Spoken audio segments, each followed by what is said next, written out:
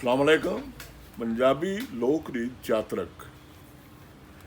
ਇਸ ਤੋਂ ਪਹਿਲਾਂ ਕਿ ਅਸੀਂ ਗੱਲ ਕਰੀਏ ਚਾਤਰਕ ਕੀ ਹੈ, ਤੇ ਸੱਜਣਾਂ ਨੂੰ ਦਰਖਾਸਤ ਹੈ ਸਾਡੇ ਚੈਨਲ ਨੂੰ ਸਬਸਕ੍ਰਾਈਬ ਕਰੋ।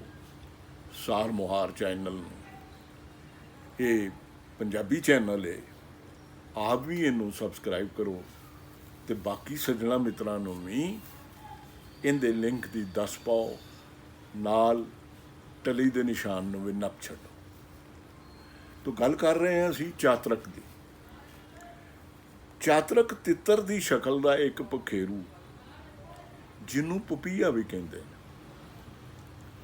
ਰਵਾਇਤ ਹੈ ਕਿ ਚਾਤਰਕ ਤ੍ਰੇਹ ਲੱਗਣ ਤੇ ਨਿਰਾਚਣ ਦੀ ਸਵਾਂਤੀ ਮੰਜ਼ਲ ਵਿੱਚੋਂ ਮੀਂਹ ਦਾ ਪਾਣੀ ਹੀ ਪੀਂਦਾ ਹੈ।